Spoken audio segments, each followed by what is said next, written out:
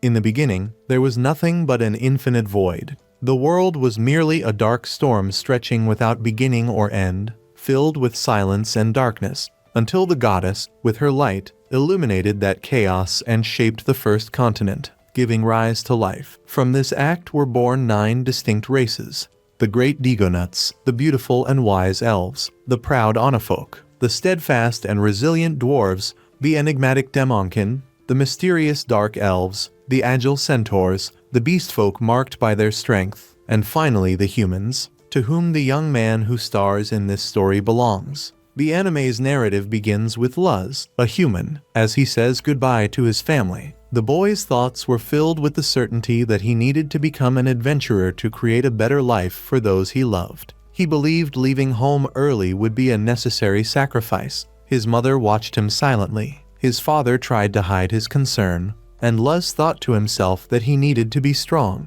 "If I give up now, I'll never be able to change anything," he repeated to himself as he took his first steps away from home. As soon as he arrived in the city, however, he faced the harshness of prejudice. A beast man stood in his way, stared at him with disdain, and, without mercy, chased him from the place. The boy apologized, but that wasn't enough. Instead of understanding, he received only insults and was humiliated in front of everyone. Deep inside, Luz wondered why humans were always treated as inferior. Still, he swallowed his tears and moved on. Shortly thereafter, he entered the Adventurers Guild. There, he met the clerk, who greeted him with a professional look. The boy, in a firm voice, introduced himself, saying his name was Luz. The woman, curious, asked if it was his first time registering. He nodded and was immediately classified as rank F. When the attendant asked Luz what class he belonged to, he replied, "Unlimited Gacha." Her expression was confused, as she didn't understand what that meant. She asked him to explain further. So Luz, trying to demonstrate his power, summoned various objects before her. But everything went wrong. Objects appeared broken. Utensils didn't work. Even the fruit that appeared in his hands was rotten. The clerk observed in silence, concluding that those skills seemed useless. However, she handed him his adventurer's card and said that rank F would be the best way for him to gain experience without constantly exposing himself to ridicule. Luz, still determined, immediately asked for some work. She directed him to look in the next room, where the beginner mission boards were located. When he approached to read, the attendant noticed his difficulty and asked if he had any problems. The truth was that, in that world, the literacy rate among humans was very low, and many of them couldn't even read. She then took one of the papers and explained the missions: gathering firewood, transporting earth, mowing grass. Even though they were hard work, Luz accepted, as she had no better options. After a long day of completing simple tasks, Luz returned to the city exhausted. His hands were covered in scratches, his muscles ached, and his clothes covered in dirt. Upon receiving his pay, he realized it was too small. He thought to himself that the money would barely cover modest lodging, leaving nothing left for food. Even so, he decided he had to resist. "If I stop now, I'll never be able to provide a better future for my family," he reflected silently. As he walked through the streets with coins clutched in his hand, a beastman intercepted him. The man looked him up and down, noting he was just an inexperienced beginner. With a sneer, he said Luz had soiled his clothes and would have to pay for the laundry. Before the boy could defend himself, the man took all the money he had earned that day. The boy begged him not to do it, but his weak voice went unheard. The beastman merely laughed, saying he would use those coins to drink with his companions. Then, he left him lying on the ground, mercilessly. Just when Luz thought he couldn't feel any more alone, an unexpected presence appeared. An elf appeared before him and extended her hand. The boy, startled, recoiled slightly, but the young woman smiled calmly. She said she wouldn't harm him and asked him not to be afraid. Then, leaning down, she hugged him gently. People passing by reacted immediately, whispering and expressing disgust. Many found it disgusting to see an elf showing affection to a human. Luz, confused and unsure, wondered if it was all just a dream. However, the elf firmly replied that it was real. She revealed that she belonged to the Concord of Tribes, an organization created to unite representatives of the 9 races formed by the goddess. Gradually, her companions introduced themselves. There was Garu, the imposing wolf, Sasha, the elf who had helped him. Drago, the powerful Dragonudo. Diblo, the Oni warrior. Nano, the small but resilient dwarf.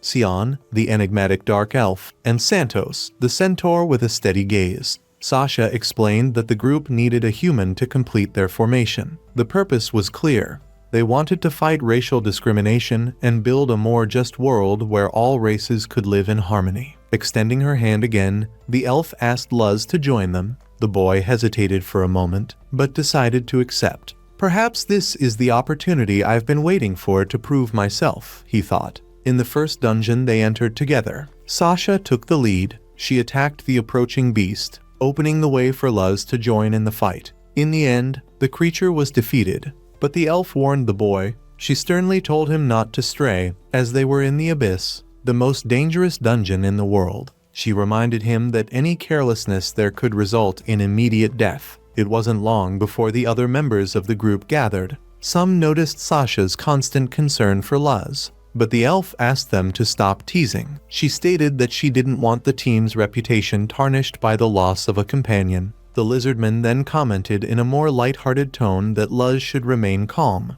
reminding her that they were only at the beginning of their journey. He added that he really liked the tea the boy made and encouraged everyone to continue, as the road ahead would still be long and arduous. As they advanced deeper into the abyss, the atmosphere grew even more tense. Luz, despite being exhausted, tried to keep up with the group. Suddenly, the beastman approached him, his gaze filled with contempt. In a firm, cold voice, he declared that he no longer needed the boy's presence in the group. Luz, confused, couldn't understand what was happening. He looked at each member in turn, trying to find some reason, some justification for their behavior. All his companions around him wore hard, impassive expressions, and Luz felt a chill run down his spine. The beastman declared that Luz was nothing more than useless to everyone there. Gradually, each member began criticizing him with cutting words. The boy went into shock. He tried to recall any mistakes he had made, but there was nothing. He couldn't understand why he was being betrayed by the very people who seemed to trust him. The elf, Sasha, who had been showing affection and care until then,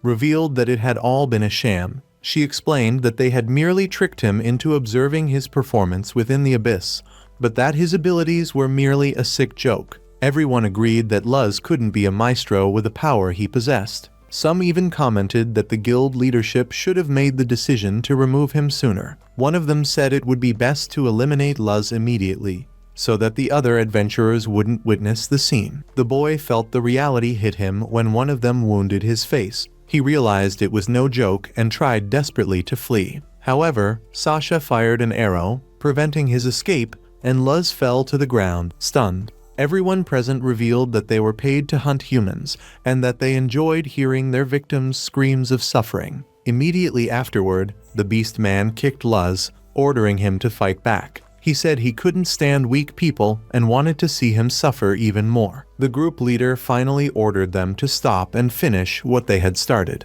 They had already agreed that the official version would be that Luz had died during a surprise monster attack. The beastman understood the order, but upon observing the boy's determination, he realized he still wanted to live. He smiled mischievously, thanking Luz for the brief entertainment, watching the young man's every effort and movement in his mind. Meanwhile, Luz couldn't comprehend the situation. Why was he being treated this way? How could someone who had trusted him and seemed so friendly now want to destroy him? Every thought echoed with pain, confusion, and anger. Deep down, he knew only one thing. He had to survive at any cost. As the magic circle appeared around him, one of the group members ordered Luz to be finished quickly. He prepared to receive the final blow, but to everyone's surprise, he disappeared. Luz had activated a teleportation trap, narrowly saving himself. Even elsewhere, there was no time for rest. He was wounded, in pain, and if any monster emerged, it would be eliminated immediately. He began to cry, feeling the injustice and betrayal. From the beginning, he had been deceived, treated like trash,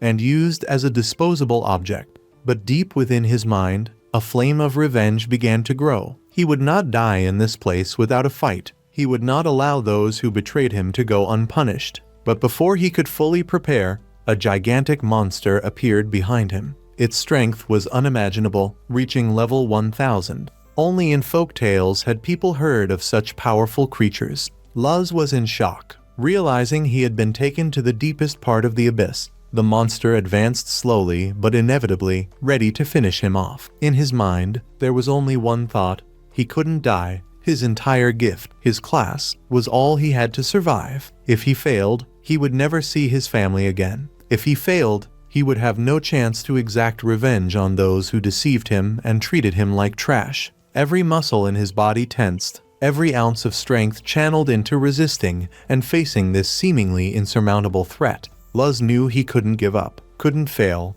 His life, his future, and his revenge depended solely on his determination and his power. Even if he was still underestimated by everyone around him, Luz began to chant a soft incantation, sensing something strange in the air. Soon, distant voices seemed to whisper around her, and then, before her eyes, a girl appeared. With a single blow, she eliminated all the beasts surrounding them and took the opportunity to cleanse Luz of the dirt and wounds covering her body. Then she turned to him, healing all his wounds efficiently and gently. She apologized for what had happened. She couldn't bear to see Luz's face marred by deep, painful wounds, so she took the initiative to treat him immediately, expecting nothing in return. When Luz realized his wounds had completely disappeared, he felt relief and gratitude well up in his chest. The girl, with a respectful look, called him master. She asked, in a timid but firm voice, if she could have the honor of hearing his name. He answered clearly, Luz. Hearing that, the girl blushed, keeping his name deep in her heart. According to her code of honor as a servant, she had an absolute duty to her master. She promised to live in his service, pledging her loyalty until her last breath. She introduced herself as May, a level 999 maiden, a super ultra rare card that had emerged from Luz's Unlimited Gacha. With great determination, May vowed to remain bound to him even after death, so they could live together for the rest of their lives. Luz, surprised, said that was impossible. Her skill, the Unlimited Gacha, seemed useless. There was no explanation for someone as extraordinary as May to emerge from something considered so weak. Even so, May asked Luz to call her by name. He hesitated, still embarrassed, but eventually complied. The girl beamed with happiness. Then she made another request. She wanted permission to use Luz's appraisal ability to thoroughly examine her Unlimited Gacha. She wanted absolute certainty of its potential. Analyzing the boy's power, May realized that Luz was far more incredible than he appeared. All of his abilities were hidden under layers of secrecy, making it impossible for anyone outside his level to discern the details. She explained that Luz's gacha was by no means useless. His gift could be rolled an infinite number of times, and the cards produced varied in rarity depending on the surrounding mana density. The highest rarities were Extra, Super Ultra Rare, and SSS Rare. Below that were the most common cards: SS Rare, S Rare, Rare, Normal, and Error. May explained that mana flowed throughout the world, but its density was low on the surface, making super ultra rare cards like hers virtually impossible to spawn there. However, deep within the dungeons, where mana was denser, Luz had a much better chance of obtaining powerful cards. She praised the boy's courage, noting that he had traveled alone to the bottom of the dungeon to explore the full potential of Unlimited Gacha and place his card upon it. Encountering any monster could have been fatal, given his current abilities, but May assured him there was no need to fear. She would be by his side the entire time. Luz, however, firmly replied that she was mistaken. He could never face the abyss alone. He remembered how he had been betrayed by those who called his gift horrible, struck and shot with arrows by people who had once seemed like friends. All he wanted was to provide for his family,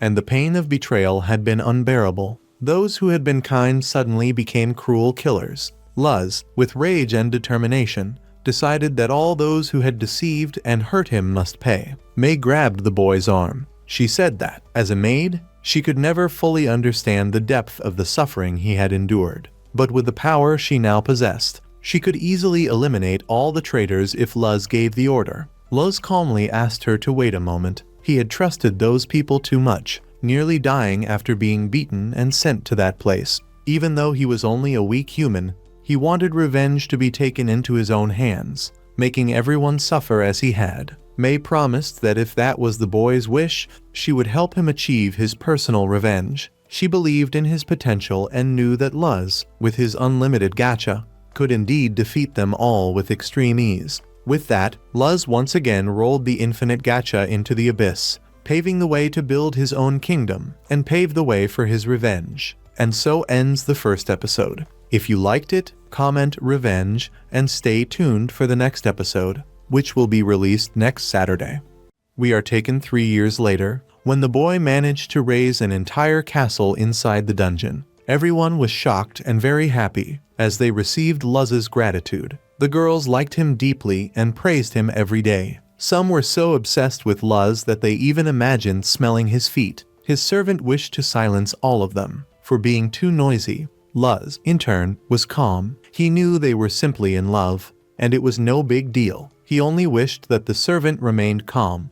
Upon leaving the dungeon, everyone thanked Luz a lot, as he was considered almost a national hero. He managed much of the city, and the population had grown a lot in the past 3 years, indicating that perhaps it was necessary to revise the whole system. Luz wanted to know what the other members of the quartet were doing. The girl replied that each was on their own missions. Ayuki was exploring the upper perimeter of the abyss and drawing maps. The surrounding forests were infested with monsters, but that was not a problem for a genius tamer like Ayuki. Luz wanted to know if Ellie was progressing. The girl explained that she worked hard developing new magics, following her great plan. Lastly, Luz asked about Nazuna, and the girl said she patrolled the castle gardens. As always, she was an expert in hand-to-hand combat, but beyond that distracted easily. The scene cut to Luz inside his castle. At the door was Jack. The girl was irritated, as the man was always rude when speaking to Luz.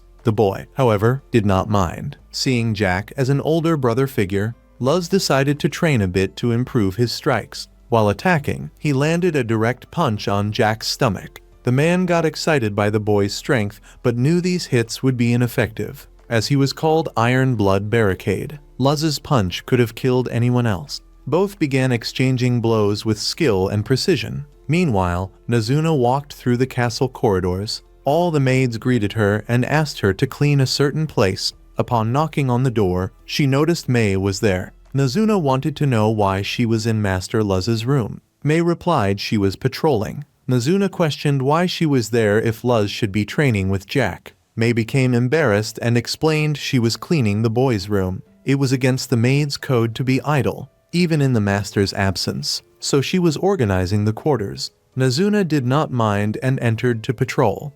Upon entering, she noticed the bed had been recently used. May explained that this was her way of tidying things. Nazuna was enchanted and wanted to know how she did it. May replied it was a trade secret and could not reveal it. Nazuna was impressed by May's skill. The girl sighed with relief as Nazuna noticed nothing. Nazuna had gone to the place to deliver something the maids had requested. All wanted to clean Luz's room, but the girl asked to leave everything under her responsibility. She explained it was her role as head maid and that she would personally care for the fairy maids and any problems arising. May gave some money so she could spend it. The girl left smiling, buying various sweets along the way.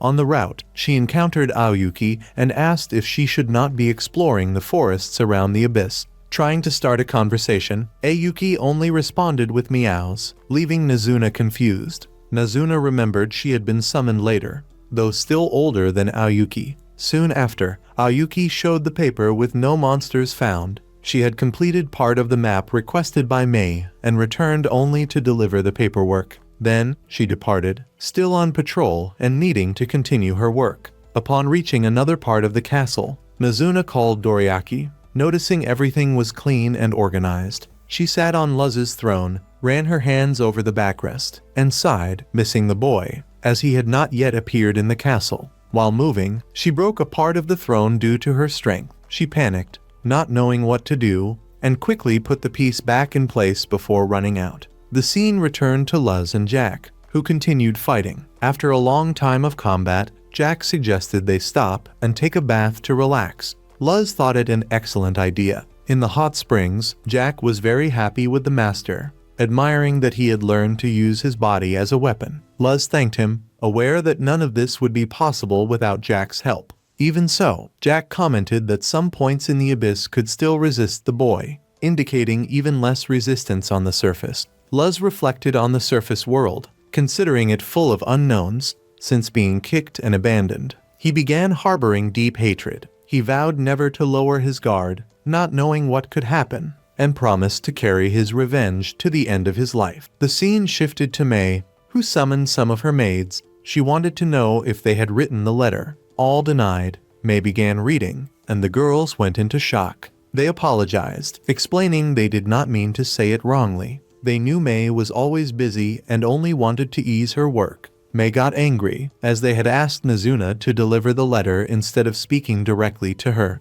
One girl was even more frightened, knowing she should not have requested such a favor. May decided not to accept the demands and, from then on, assigned all to clean the throne room by hand. Without any tools, they would have to execute everything manually. May did not worry, comparing the task to the effort needed to reach level 500.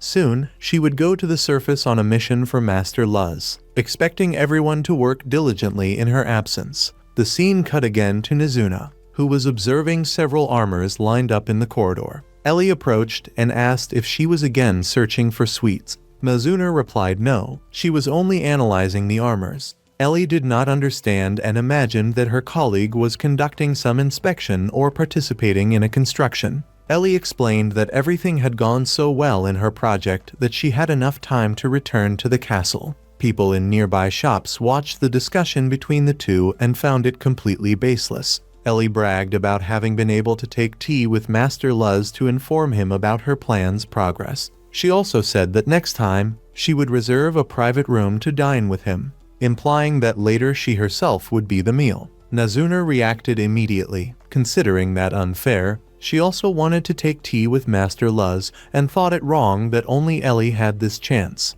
Nazuna asked Ellie to help her schedule a meeting to have coffee with Luz. She promised that if Ellie needed assistance in hand-to-hand combat, she could help and leave immediately afterward. Then, without waiting for an answer, Nazuna said goodbye and left quickly through the castle corridors. Ellie watched her colleague leave, reflecting on how Nazuna could be so strong and at the same time so naive. She smiled to herself and returned to work. The scene cut to the maids. One could not understand why they were wrong in complaining about the head maid's management style, which they considered unfair. All agreed with the girl but knew little could be done, since May was untouchable. They wished to clean Luz's room, but did not understand why May did not allow them to care for the space, even considering that the agent was large and there were enough tasks. They remembered that the head maid had been Luz's first summoning. Moreover, they heard that it took 3 months for Ayuki to be summoned as the second. This meant that they had been alone until then. All felt pity for Luz, having remained locked alone in the dungeon with May for so long. Not to mention that, at that time, Master Luz was even shorter than the level of the maids. They did not even want to imagine what they could have done during that period. Suddenly, May appeared in the place, passing through the corridor and hearing some words that seemed directed at her. The girls said they were all devoted to May, but she did not believe them and began threatening them. Soon, they responded that they only felt a little jealous since May had been Luz's first summoning. The girl explained that during the 3 months they spent together, Luz spent the entire day reading all kinds of books on martial arts. There was no time for any of those vulgar things the girls were imagining. May said she stopped in the place because she felt she might have been too harsh with them and some orders might not have been reasonable. However, she realized she was wrong. They did not tire, and so May decided to assign them also to clean the throne room. Throughout the night, they worked tirelessly cleaning. However, they ended up knocking down the piece that Nazuna had broken, and all went into shock. The next day, they managed to meet with Luz, but became jealous noticing that he treated Aoyuki as if she were truly a cat, which they considered unfair to the others. Suddenly, a hellhound appeared in front, and the boy trembled with fear due to the trauma of having been abandoned. The monster, however, was frightened by the girl's determination, and Luz appeared to calm them, asking them to leave the animal alone. They asked why they had been summoned. Luz explained he had received a message from May, who had set the bait, and that finally it was time to act. It was the moment to carry out his revenge. After 3 years of preparation, the scene shifted to the Beast Men Federation in the Wolf City, Accra. The wolf had become the great leader and was respected by all. And so ends another episode. If you enjoyed it, write revenge, leave your like, and subscribe. See you next Friday. Goodbye and gone. Lord Garou is highly referenced by the people of the city. Upon encountering a human boy rummaging through the trash, he treats him as if he were nothing, kicks the child, and spits in his face. He tells him to get out of the way and calls him a worm. Then, he enters a bar to drink with his companions. Everyone treats him as if he were a god there, due to always helping people, beast of the slum. From orphan in the slums to favorite to become the next leader of the werewolves. People want to be like him, but Garou says it is not easy. One must use the instincts of a beast man to become stronger. He needs to separate the good jobs from the bad, and that is how he became what he is today. The men ask questions to learn about the work he did 3 years ago, but the man cannot speak of it. It is a secret kept only by him. Garou remembers that job as something very good to do. All the reputation and money from killing a human brat suspected of being a master were things that made everyone in that job rich. They never found him after he was teleported, but he knows it is impossible that he survived those injuries in a place like that. Yet, he still does not understand what these masters are that the nations are so desperately searching for. Deep down, he wonders if it is better to investigate, but knows it is very dangerous. It is better to let sleeping dogs lie. Soon after, he orders more drinks, but one of the protagonist's companions appears at the location. The scene cuts to all of them inside a dungeon. However, we are shown a bit more of what happened when she arrived at the bar. May arrived, introducing herself and asking if he was Sir Garou, formerly of the tribal Concord. The man's subordinates ask May not to speak that way to their master, but he tells everyone to be quiet and asks what brought May to the place. She explains she is May, a servant who swore absolute loyalty to Lord Luz. She has been searching for her master's whereabouts for a long time. In the man's mind, he wonders if May knows something they do not. May explains that the boy is of noble blood. The beast man starts laughing. There is no way a boy like Luz could be noble. May cannot say more than that, so she prefers to remain quiet. The man knows that the superiors should have investigated Luz thoroughly. He also recalls that Luz never mentioned being noble. But if she is telling the truth, it could be a good livelihood. Besides, the girl exudes money. Garou does not believe that Luz is a noble. May explains that she searched everywhere for Luz. Only recently did she discover that he joined a group of adventurers and had already passed through the abyss. May begins to cry and asks to be taken to the last place he was seen. The man realizes it is a trap, even though she shows plenty of gold. Yet, he thinks she is just a human. The man decides to take her, not for the money, but for the death of his friend Luz. He will bring his best men to the location to search for the boy, returning to the scene inside the cave. The man intends to take May to the back of the cave to use the girl's body and then eliminate her. Finally, they reach the place where Luz was last seen. The man explains that the boy was attacked by a monster unexpectedly. Wounded, he fell into a teleportation trap, and that is how it all happened. May kneels to create a scene. The beast understands the girl, but it was so sudden that nothing could be done. Soon after, they block the exits so she cannot leave. In his mind, he has always known that humans are fragile creatures, easy to deceive. May begins speaking that he was betrayed by scoundrels and tortured in a place as damp and filthy as this. Had she been by the boy's side from the start, he would not have been hit by an arrow, kicked, or left covered in blood. This shame is too much to bear. The beast understands and activates his claws. Stepping back, in his mind, he wonders how this girl knows all this. Only members of the tribal Concord and the superiors of several nations know what happened. The beast begins shouting and asks how she knows all this. She explains that the only person she swore loyalty to was Luz and only to him. She decides she will eliminate all of them in this place. The beast starts going into shock, sensing only the presence of the girl in that location. The girl's eyes are cold, capable of killing others, wondering only if she will eliminate him. Suddenly, Luz appears at the location, asking May to stop. Since Garou is his prey, everyone is in shock. wondering how a child like Luz reached the back of the cave alone. They think he may have company and ask their master to be careful. It could be a huge trap. He goes into shock and cannot understand how Luz survived everything in this cave. Luz is excited and has returned for revenge after 3 years. Garu's companions ask for an explanation to understand what is happening.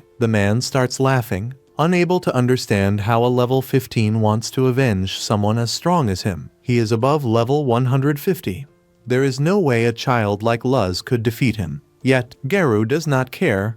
He will seize the boy's body and become the greatest beast man ever seen. Luz explains that he survived thanks to May, who healed him and became his servant. He knows they all have many questions to ask. The beast man does not care what they want to know. All his companions are above level 130. No 2 humans could do anything. For someone who survived by pure luck, there is no way to defeat them. So, he decides he will show how strong they are. As he moves toward the boy, 2 of them have their heads cut off in seconds. She does not want them insulting her master Luz in this way. The boy thanks her but only asks her to block the exit so no one can escape. She promises that no soul will leave this place. Everyone is in shock at the speed with which his companions were eliminated. Garu says it was just a surprise strike and there is nothing to worry about. Luz realizes that he has changed nothing. He still treats humans as an inferior race. They ask the man if they can be weak people, but he only tells Luz to shut up. Humans have always been and will always be weak. They are treated as low-level trash. He deleted their eyes at his level. Luz notices that each race has an exclusive level cap. This is the source of much discrimination and disdain for humans. The man responds that they are stronger than them and nothing can be done. Luz asks why 2 heads are on the ground. The man thinks it is just a lucky strike. He must have used some magical item or something to eliminate his companions. Moving toward the boy, Luz defeats them all with only his staff. Approaching, he asks if that is all they have to offer. Still, he continues saying that he is merely a human and cannot defeat him. Standing up, he grabs a magical stone to strengthen himself. Immediately afterward, he summons a level 500 monster to defeat Luz. The boy thinks it is all a waste of time. Level 500 monsters are extremely weak creatures. Garu thinks he must be insane, demanding that he beg for his life like he did 3 years ago. Luz decides he will not take a single step to defeat the monster or any of the companions. Garu grows even more irritated, and the boy can only be an idiot. Not a single bone will remain when this is all over. Then, the monster launches an attack at Luz. The man is delighted, thinking he will be eliminated. However, Luz does not move a muscle and manages to stop the strike with extreme ease. Luz asks if he is not ashamed of launching an attack only to raise dust and dirty his clothes. The beast goes into shock for not even tickling the boy. All the wolves are in shock that Luz managed to block such a strike. Luz decides it is now his turn to attack. Unable to understand how one could call a mutt like this dangerous, he decides to show a real one. Upon summoning the monster, all the leans go into shock. Luz orders to place this mutt on the ground. Doing so, he manages to freeze the monster and eliminate it with extreme ease. Garu goes into shock, unable to understand how magic like this destroyed his level 500 Fenrir in an instant. Luz decides to reveal his current level, 999. They all go into shock upon discovering the boy's terrifying strength. The man cannot comprehend how he could do this. The maximum strength humans can reach is level 100. Furthermore, he has not aged at all. Luz explains that he stopped aging with the youth bracelet. He has never forgotten the despair, sadness, and anger of the day they tried to eliminate him. In the beast's mind, he wonders if this person is truly Luz. He knows there is nothing he can do except accept the death that is his fate. The beast begins apologizing.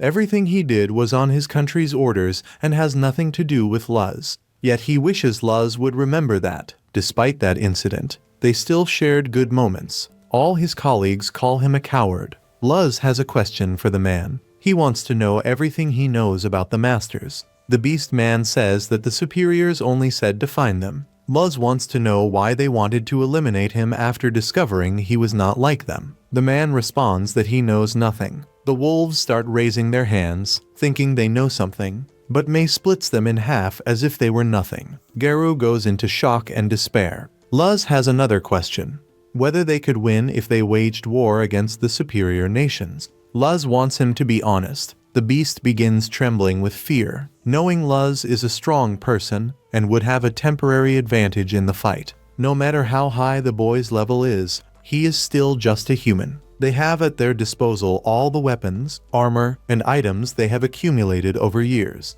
Luz understands and has always known there is a limit he can handle alone. He has more questions to ask him, so he wants them to follow him. Luz then decides to take him to his chamber. Upon bringing the beast, he shows all his war companions for him to see. Noticing the levels of the monsters and humans, he urinates even more from fear. Luz decides, as a reward, to keep him in perpetual despair, inflicting suffering worse than death. The beast can only think that they gave life to the monster, and there is nothing he can do. The beast begins to cry and asks if Luz plans to become a god. This never occurred to the boy, but he is certain it is not a bad idea. He can leave the world as he wishes, happy or sad. He must grant happiness or torture. It is time to mobilize and go to the surface, and thus ends the 3rd episode.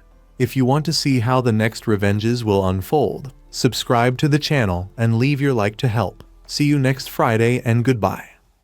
The scene changes to the boy going to his father's and mother's village, but he finds it completely destroyed and falls into tears. When he sees his sister's teddy bear, he goes into shock. It is explained to us that during the 2.5 years he was trapped in the abyss, his village was wiped out by unknown groups. 6 months later, the only good thing is that he found the bodies of his brother or sister. The fact that they might still be alive is the only remnant of hope left. One of his men asks if he's done, and the boy replies yes. The man doesn't feel like setting up a tent on the first day, so they must hurry after the objective. One of the girls gets stressed, not understanding why he dares to talk that way to the Lord who is in mourning. But the boy is calm, unable to tell if they like each other or not. The man explains that being polite feels too formal. There's no sense of closeness in that. Besides, he asks if she'd rather not sleep in nature or sleep somewhere with a bed. But she doesn't care. What matters is staying near her master Luz at all times.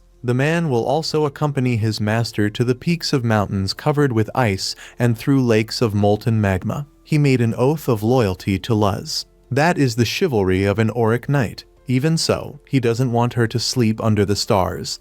He doesn't think that's very comfortable. Luz agrees and first needs to gather some information. They already know their forces are enough to face the entire world. But it's a bit premature to wage total war at this point. The man has a saying, "Know your enemies and know yourself, and one will fight 100 battles without chaos." Luz checked the power of several nations during the time he was increasing his own. The attack on his village has something to do with the fact that he is a potential master. What happened with the fact of being a master, and them having come so far is something he can't understand. He becomes stressed and begins to emit an incredible aura. And if the truth of the world is rooted in evil, he will engulf the world in the fire of hell. The man only asks the boy to keep that bloodlust under control while in the city. Luz apologizes and promises he will control himself more next time. Then, he activates his mask so he can disguise himself and enter the city without being recognized by the people. As they fly away, the girl asks what they will do in the city of Dagas. The man asks her not to keep calling him Luz, because that was his old name and people might recognize him. Luz explains that the first thing he needs to do is raise his ranking as a dark adventurer. The higher the rank he has, the more interesting the information they will have access to. That's why Luz needs to raise his rank for now. After a long time flying, they finally reach the city of Dagas. The man thinks it's better they stop flying so they won't stand out too much. Looking ahead, they notice a group of bandits attacking a father and a child to steal all their belongings. Looking back, they see a group of people staring at them.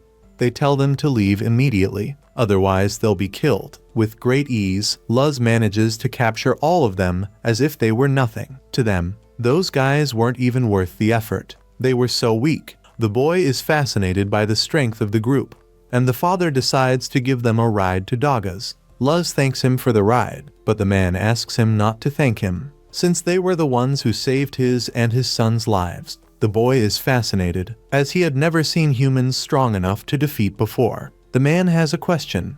Since they are heading to the city of Dogas, they must be going after the dungeon. He would like to know if they are famous adventurers. Luz replies that they're not.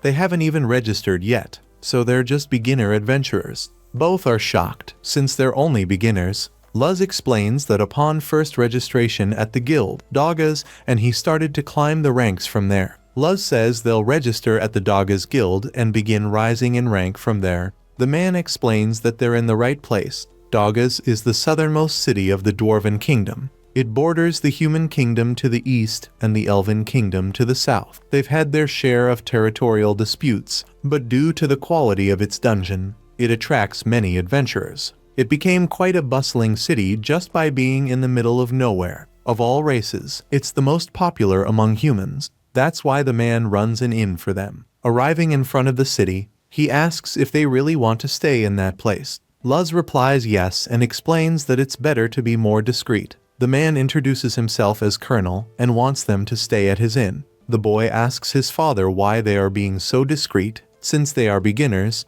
The man replies that they must have their reasons. After all, it's a city of adventurers. Blacksmithing is also the specialty of the Dwarven Kingdom. Entering the guild, Luz notices that the place seems to have many aspiring human adventurers. Seeing people move away, he notices that even here humans are mistreated when other races see them. Upon receiving his rank, Luz ends up getting an F rank, and one of his subordinates gets stressed because of how low the boy's rank is. The girl is upset and demands they place him in rank S. But the woman rudely explains that everyone starts at rank F. Luz apologizes and wants her to proceed with the registration. Outside, the girl cries heavily, unable to believe she made her lord apologize like that.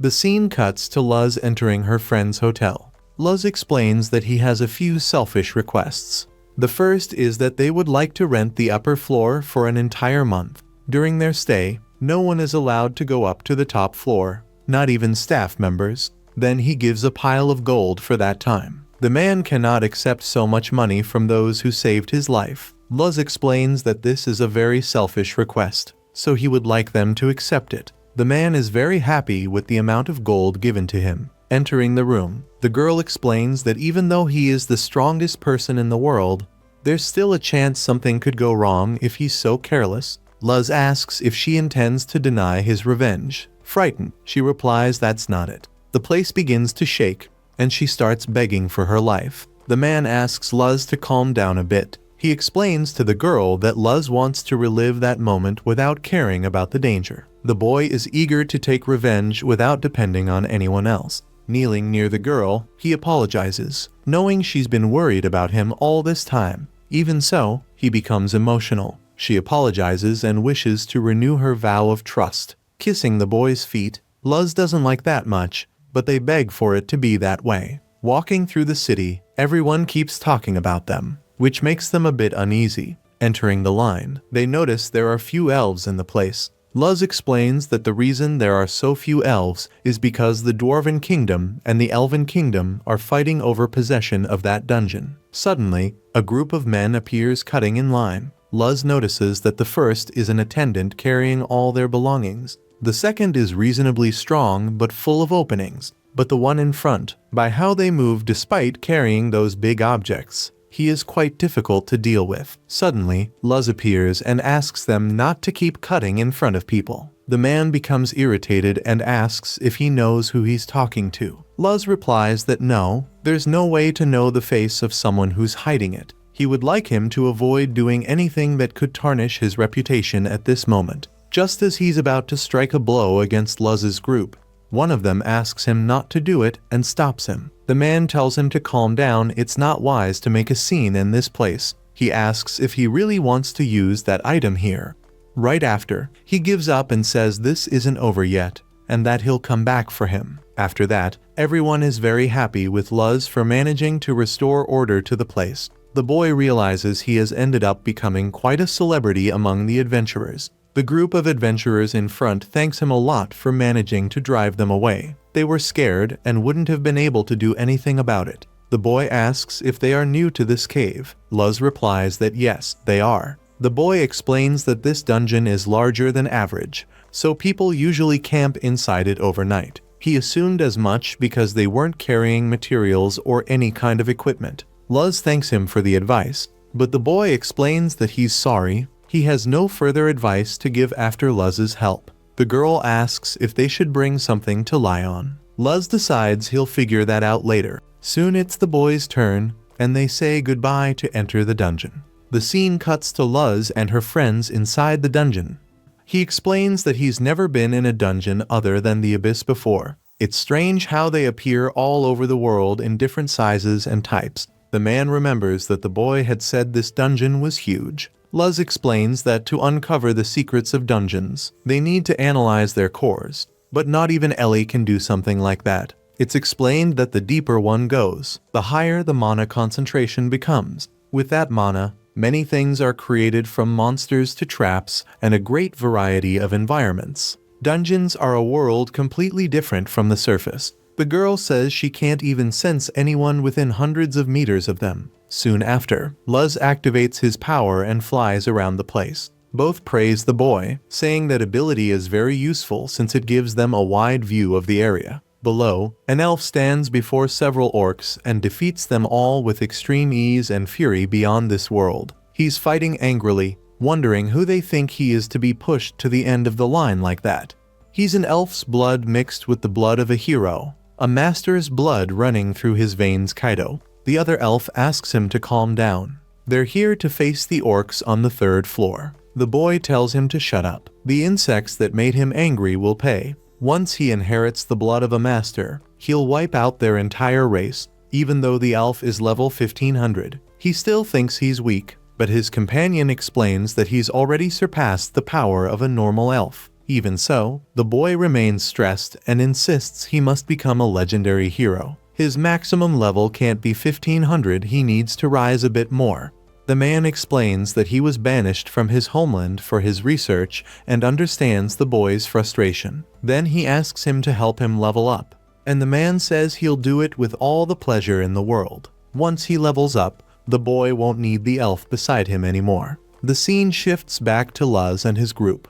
They've managed to defeat a large group of orcs and only need to take the core as proof of their victory. Luz decides to return to the city soon, since everything is filthy, and his companions agree. Flying back, they think it's best to go discreetly to avoid raising suspicion. Looking down, they notice the same group that was with them. Working as a team, they manage to defeat enemies easily. Suddenly, Luz appears, defeats a snake, and tells them to be careful not to focus only on one enemy. Suddenly, a pack of wolves shows up. Luz tells them not to move, they're not there to attack, and before they know it, a giant grasshopper appears behind the girl